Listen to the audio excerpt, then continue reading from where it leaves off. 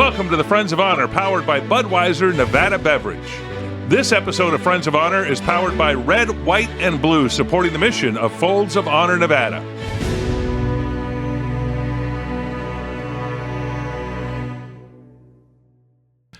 All right, hi everybody, and welcome to our Friends of Honor podcast. We have a special episode. Susie, we do. I'm very excited about this episode. Co-host. I'm more of the host. You're the host. I mean, okay, we'll go with you being the host. People are, all six of the people are tuning in to see me. Nobody would complain about it. Yes, I would agree. We're talking golf here. We're talking today. Golf, gala, and guns. And we got a big event, March 30th and 31st. It is going to be all out. It's going to be the event to be at this year. You've been working hard on it. Well, not as hard as Pam. Pam is, she is amazing. But we're really excited. It's going to be at the Cascada Golf course, which is in Boulder City, which is a beautiful golf course, elevated tee shots. It's an amazing facility. And then after that, we're going to follow up at the Pro Gun Club out in Boulder City as well. And we're going to have a clay shooting competition. And we have a special guest that's going to tell us lots about that. And then we have a gala that night at the South Point, and we are just going to party and dance and have an amazing time and raise lots of money for Folds of Honor. Love this. So welcome to our South Point studios. It is our big event of the year, so we do want to promote this, pump this up, but it's gonna be fun. Yes. Again, the end of May, 30th and 31st. Joining us here in our South Point studios here, Grace Khalil is Pro Gun Vegas. You do everything out there. I asked for your title earlier, and It was just you make everything happen. You will see me check you in and into the clubhouse. I'll be shooting out there. I will bartend if you guys need help with anything. So we do a little bit of everything. We have a very small staff. And Mason Van Houweling is from UMC, the king of everything at UMC. Yes. Thank you, Ron. or CEO. Yes. Otherwise, CEO of University Medical Center. Yes. No, welcome. Glad to have you both here, and you're going to be a sponsor of the event. Yep, they are going to come play some golf, do some shooting, hopefully, and do some dancing. Yep, we're going to do all three, and most importantly, support our veterans out there in our Las Vegas community. So we look forward to being a part of the community, and we've always had an affinity for our veterans here in the community. Very exciting. Okay, let's jump into it, Grace. Yeah, where did this affinity come from, Nathan? Tell us a little bit about you. Yeah. Well, I've been the Chief Executive Officer for UMC for 11 years now. One of the best jobs I've ever had, and love it every single day I do it. But also, I'm a veteran myself. So 25 years in the Air Force Reserves. And loved it. What did you do for the Air Force? So I was in the medical service corps. So I was trained as a hospital administrator in the Air Force, which kind of helped me in my current role in leadership and decision making, and sometimes crisis. We've had some crises here, and UMC has been able to help us in that when that's come up. So tell us, what made you want to enlist at the age that you did? Well, I had a lot of influences in my life. My father was in the military, and his father and his father. So, and actually I have a daughter that's in the Air Force Academy. So it's multi-generational for me too, but it was more about how it kind of, what I saw and how it changed people's lives and just giving back. And I think it's important to be able to give to our country and defend everything that we hold so dearly. Very cool. Yep. No, certainly what you've done at UMC too, the trauma center there is elite, is one of the best. I'm thinking Dale Carrison right now, and I'm going through all my thoughts and memories of him over the years and what he's done. Las Vegas Motor Speedway and the relationship that I've had with him retired now. Yep. But and Lonnie Hammergren. Let's go down the list of the great doctors that you've had there at the. I'm going trauma center because that's where it seems like most. Yeah. Well, stuff happens, certainly, and they're taken to the UMC Trauma Center. That's a bit of a heavy burden, is it? But tell me about it. Yeah, Rod, you're exactly right. And we have a lot of UMC legends, which I call Dale Carrison being one that is so well known for our community. But, UMC's history goes way back to 1931 when we started out with one doctor and one nurse taking care of the workers of the Boulder Dam, and they did that for 2 years. And then kind of fast forward to today, UMC is the highest level of care in the entire state of Nevada and home to a lot of first and onlys. So you mentioned the level 1 trauma center, level 2 pediatric trauma center, our verified burn center, the only transplant center, and the list goes on and on and on. But extremely proud of the team back at UMC and what they do every single day and night for our community, and close to 100 years now. And because of your leadership there, you responded so well on October 1st and that tragedy. And, tell us a little bit about your experience and how that all went down. And, your training in the Air Force was able to, get you ready for something like that. Yeah, as we all remember that particular night and what happened. And although it was the worst that could possibly happen in our community, I saw the best come out of our community and the people and the support and the backing. And again, every hospital did a great job. Obviously, UMC is being the level one. We saw the most injured and the most acute. But I'm happy to report that everybody that arrived alive to UMC survived. So back to your point, Ron, is it's an amazing team that is dedicated to caring for our community here in Las Vegas. So extremely proud of them. And you do other things like the pandemic, and the list goes on and on that UMC is always going to be involved in, and always first to the fight. We're always going to charge to it. Yeah. No, thank you. No, I've got a personal story, but we'll tell that in a moment. Okay. I do want to get into that a little bit, but let's bring Grace in here and talk a little bit, Grace, about the Pro Gun Club. Now, it's going to be, as we mentioned, for the big event, Triple G is going to be guns, gala, and golf. And right out near Cascada is I've not been to the Pro Gun Club Vegas. Tell me a little bit about what you've got out there, what you do, certainly, and make it happen. So we are on 167 acres. We have a nice, beautiful sporting clay course. It's like golf with a shotgun. We rent shotguns. You can rent shotguns from us if you don't bring your own. And there's 17 stations. There's some stations that have 3 throwers, some that have 4, some that have 8. So you're basically going in a golf cart that's a 4-seater and going from one station to another, and the clays come up from different areas and different speeds. It's really beautiful because you see the hills of Las Vegas, and it takes a good hour and a half to do that. Then afterwards, you can go to the bar, which makes us very unique that we have a bar there. So we cut your wristband, then you can have a drink there, which is really neat. So we don't want to mix that up. You do them in that order. Exactly. Okay. Do the shooting first. Okay. Yeah. And we also do machine guns there. So sometimes if we do a sporting clay event or anything like that, we can raffle a military package or something like that. We do have machine guns. We do blow up cars there. And then 70% of the rest of the property is you can take your gun there and shoot your pistols and rifles there. Very cool. Susie, are you a shooter? So I have played in one of these tournaments before. I didn't place very well, but it was a great time. I played in it with my brother-in-law, and then he had 2 friends that came and played. And by the time I left, I texted my sister, and I was like, you should have came to this because it was such a fun event. And I think, some women can be a little intimidated. Like they see golf and then they see guns, and they're like, I don't know. But it was a great time. And I mean, yeah. Especially and as a female shooter, like get us out there. Come on, show us the ropes and don't be scared to take a shot, right? Yeah, and we do a lot of charity events. We do like golf it's just like golf where we do corporate events, charity events.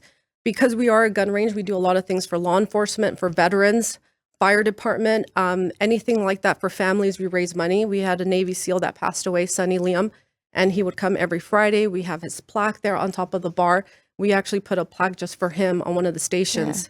Yeah. So we definitely do a lot of that stuff as well. And in the last few years, we've seen a lot of women out there now. Yeah. So it's interesting because you see me check everybody in from the event, and I do support them. And what I do is I actually will go out there and shoot with the women, try to make women's team and give them a little bit of pointers, and they can go on my team.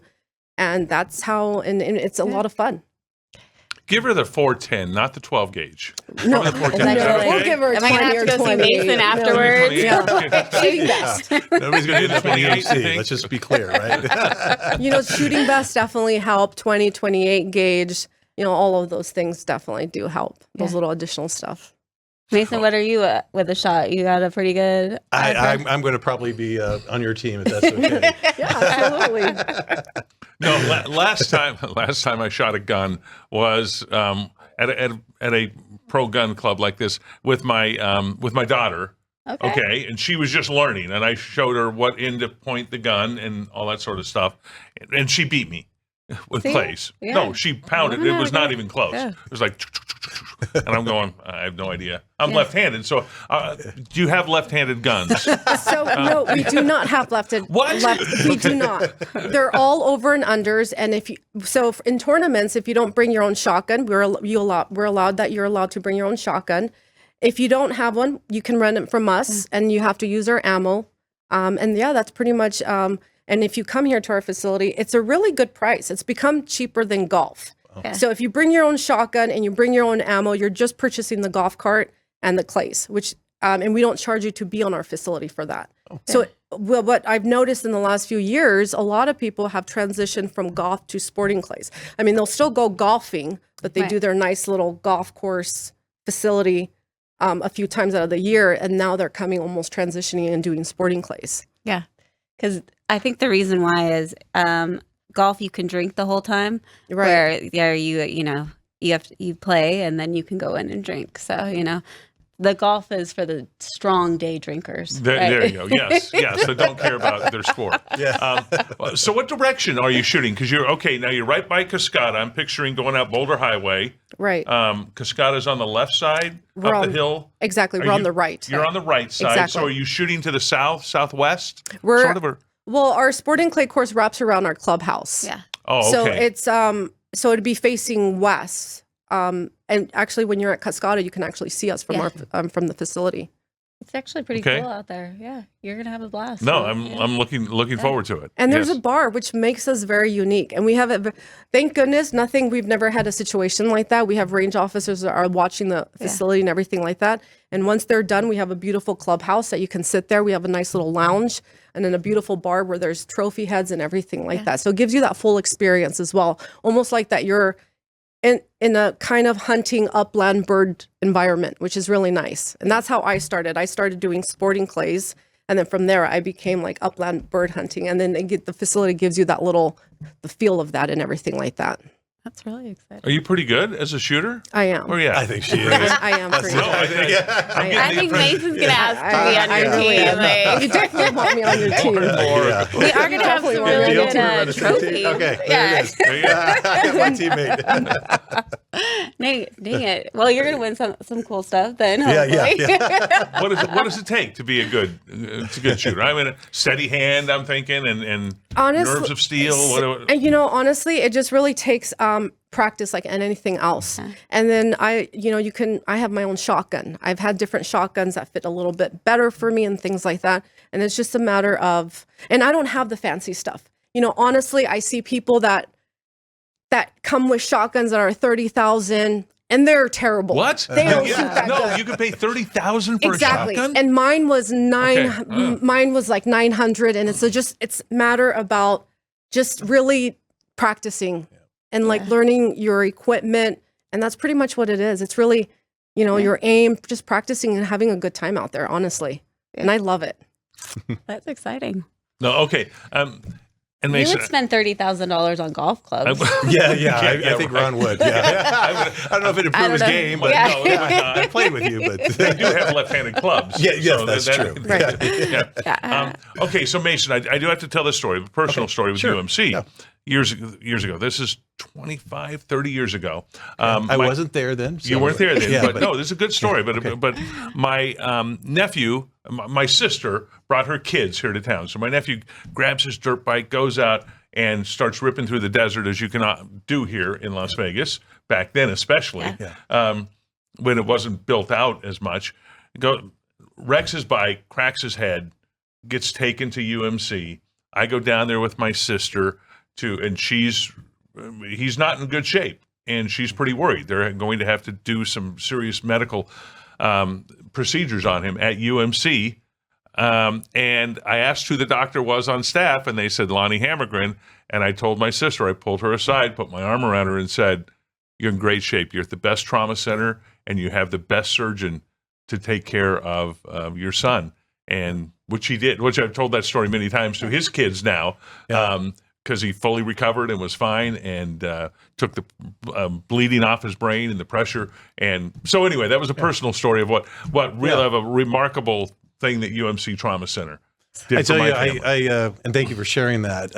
Every single day, somebody stops me and talks about how UMC has impacted their lives, and we've got that next generation of doctors and nurses and technicians at UMC, and it's amazing. You know, my office is in the trauma building, and you could see patients coming in, and it's, wow, are they going to make it? And then they're leaving at the end of the day, and I'm just very proud of the survival rate. You know, we've got a 96, 97% survival rate, and then some of those patients had less than a 1% chance of surviving. So you get to hear those great stories and getting people back on their feet. And we always have a survivors luncheon every year that is with Caesars, and able to reconnect patients and their doctors, because often they don't remember all that. So every year it's a nice event, and certainly not a dry eye in the room when reconnecting and hearing people's stories and how they've been able to recover. So again, that's why we do it.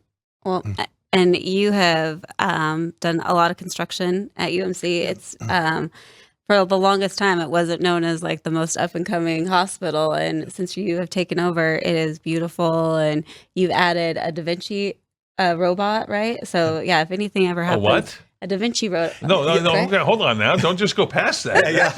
Well, I'll let him explain it a little bit more. No, UMC is the highest level of care and the most sophisticated technology. And you're right, we've just done a revitalization of the entire campus and really beautified and unified the campus. And that was a big.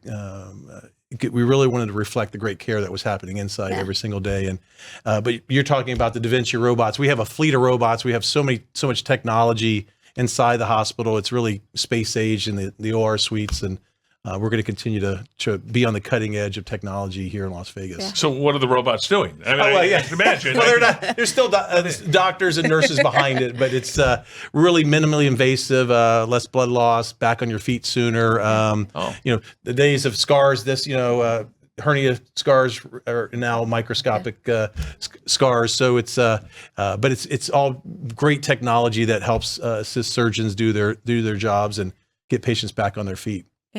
He's done a great job over Okay. there. Yeah. I got Da Vinci. Anything ever happens. Named after Leo. Yeah. I'm guessing. Yeah, that's Leo, right. A few years ago. So and I just got back from Carson City. Literally That's right, just landed, and happy to report that we have really turned around the hospital. But we just won the Cashman Good Government Award last night, and just represents all the hard work that's happening back at UMC. So proud of all the UMC team members to earn that award. It's a tough one to win, but we did it. But you knocked the competition out. Yeah, we did. We're excited for it. And like I said, you have been a sponsor for Folds of Honor and really believe in the charity and what it can give back to. And so we appreciate you as a person and what you've done for the community, especially with UMC. And, we look forward to having you on more and, getting some more sponsorships out of you for sure. Yeah, anytime. Yeah, that too. Yeah, that too.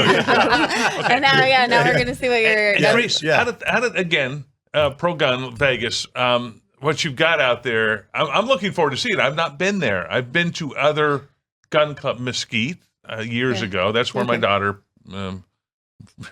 pounded me. Yeah. And then won big. Okay. But I'm looking forward to going out there and seeing everything that it does, and give it another shot and see if the lefty can shot as a pun to make it happen out there. 167 acres, is that what you said? Yes.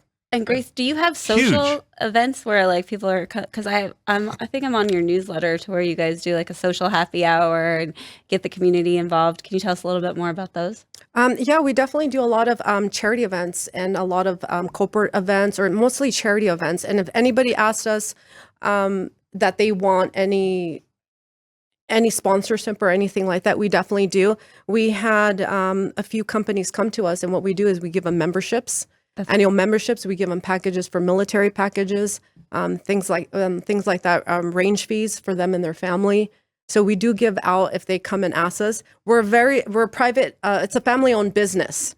We don't have too much marketing out there, and it's a small crew. Yeah. We're there for the shooter.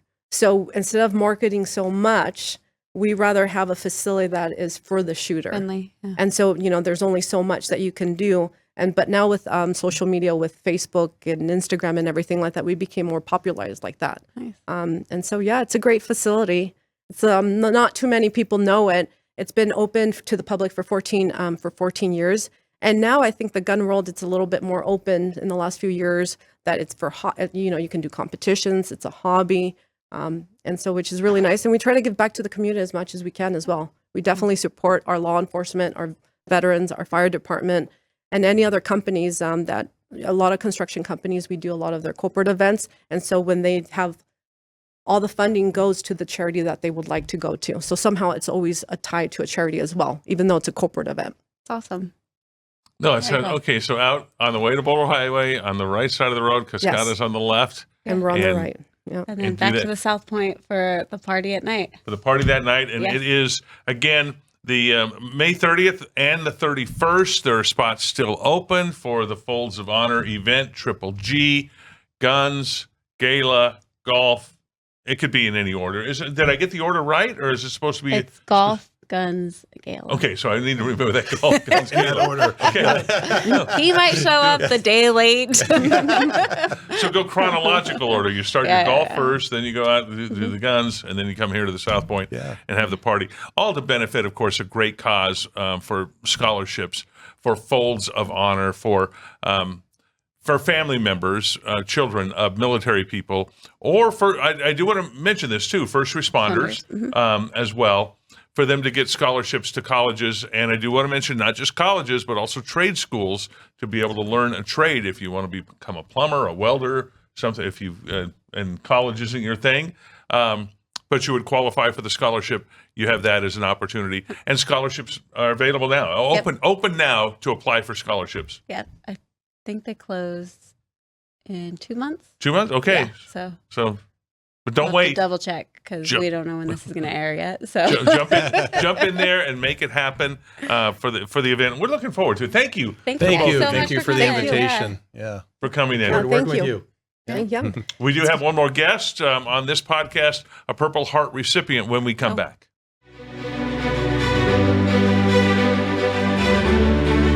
Honoring Heroes, sponsored by Budweiser.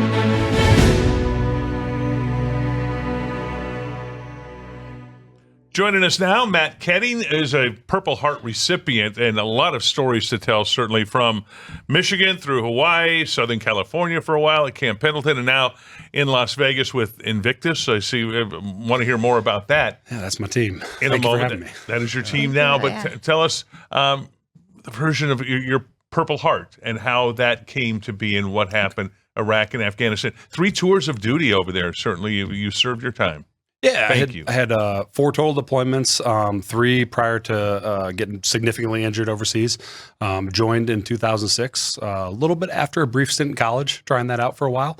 Like I mentioned, just total happenstance. I was like, didn't have much to do and decided to go in the military one night and was gone a couple days later. So I ended Which up in the Marine branch? Corps. The Marine Corps. Marine Corps, Yep. sorry, Yeah, okay. Yeah, it's a retired Marine, once a Marine, always Marine. Hoorah. Yeah. Did that for, I was an infantry Marine out in Hawaii. I carried a machine gun. I had many MOSs in the infantry, or military occupational specialties, job designators, if you will. You kind of do what they tell you to do when you're young and in the military. And I wanted an adventure, and I was at a very heavily rotated battalion out with 3rd Marines. So I did 2 Operation Iraqi Freedom deployments. One of them was more exciting than the other. And then I signed up to go on a 3rd deployment to Afghanistan, where we participated in Operation Mashtarak, or the Marja battle.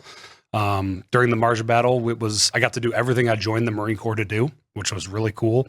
I miss those days. I think about them sometimes excitedly, sometimes somberly.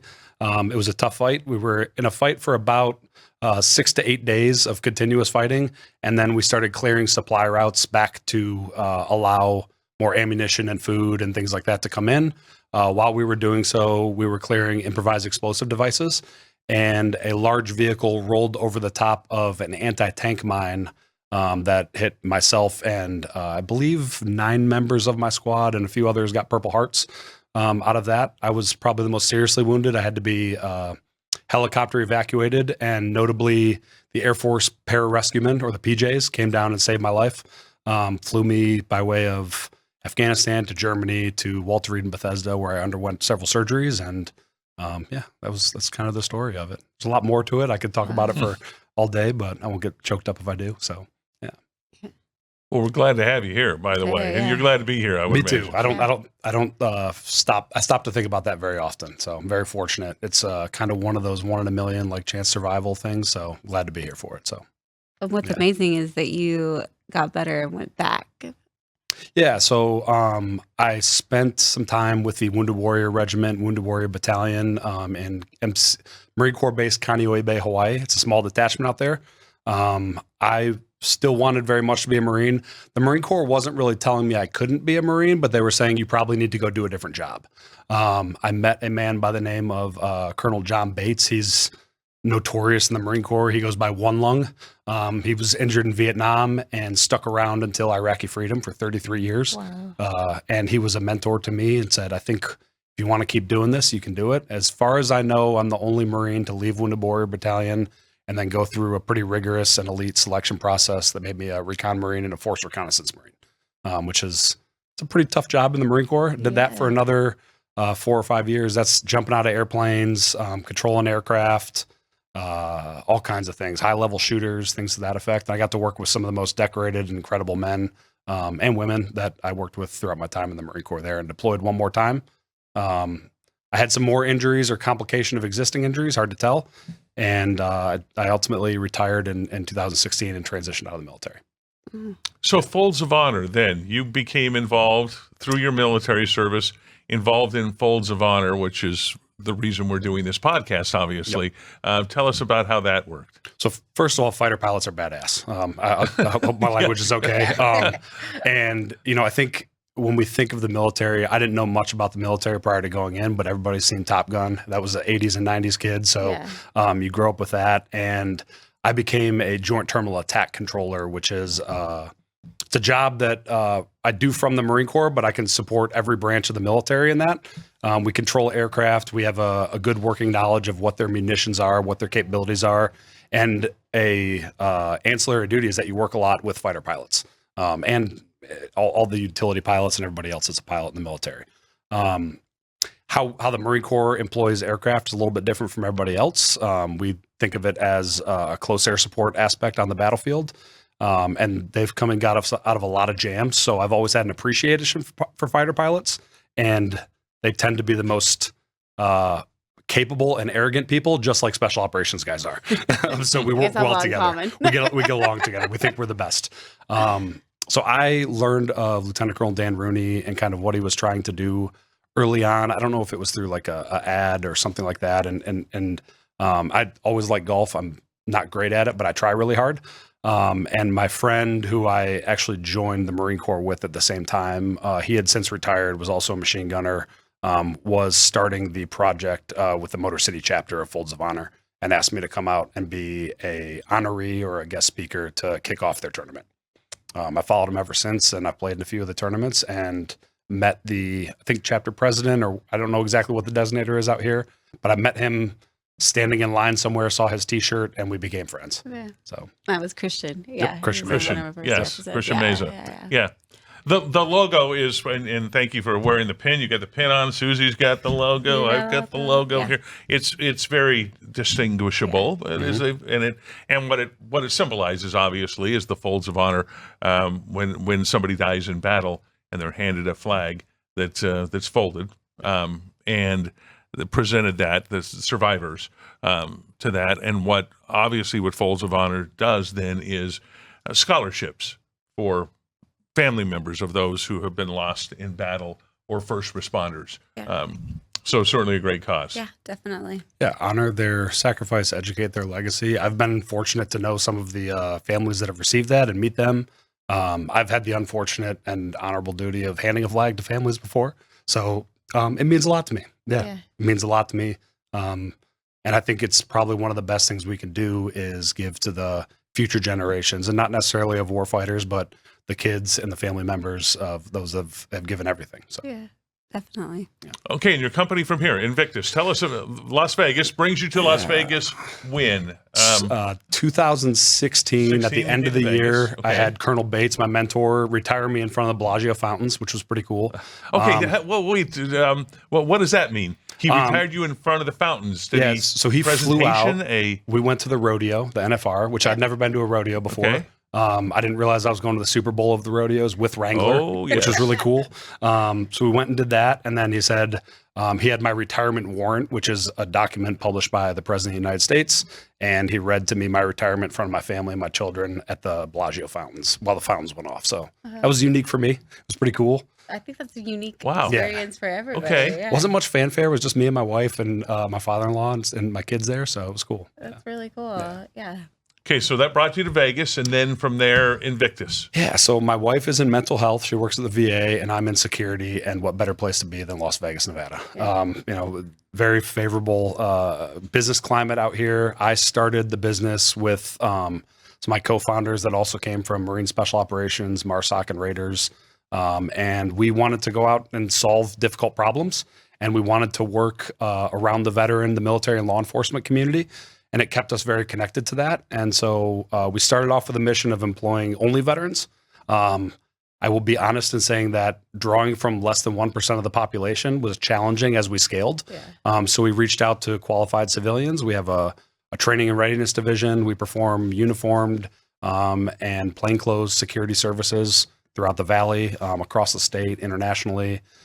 We do everything from surveillance cameras to armed security officers and executive protection services. A lot of people coming in, traveling into Vegas for conventions and everything. So it's good business. We enjoy it. Thank you for your service, first of all, and your very sacrifice, much. and the Purple Heart. How did that come to be? I'm just curious, as a civilian, how does it come to be the Purple Heart? Well, the military version is I zagged when I should have zigged, right? So like, I don't look at it as a Valor Award. I was in the wrong spot at the right time or whatever. Yes, okay, but It's a very unique award. Like I was very uncomfortable wearing it for a little while. I was awarded the Purple Heart by President Obama in Bethesda National Naval Medical Center. I was in a hospital bed when I was awarded it. It's a medal that is given to those that are killed in action as well too. So it's a unique thing to be able to wear it and still walk and live to tell about it. Like I said, it's not a Valor Award, but it to some regards makes me an ambassador for those that have suffered tremendous injuries. Mine were pretty bad. You can't really see many of them. But going through the surgeries and that process, it's something that's going to follow me my whole life.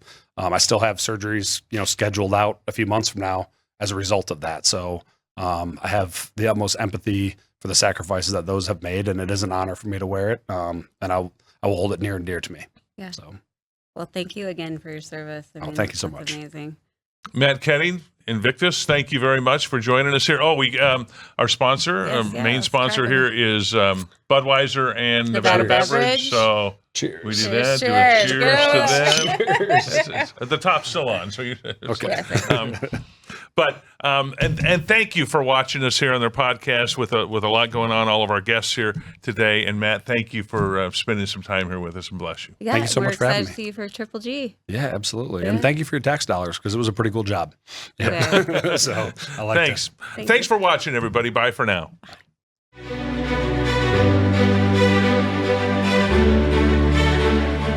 Friends of Honor, powered by Budweiser Nevada Beverage. This episode of Friends of Honor was powered by Red, White, and Blue, supporting the mission of Folds of Honor Nevada. Support our sponsors who support Folds of Honor.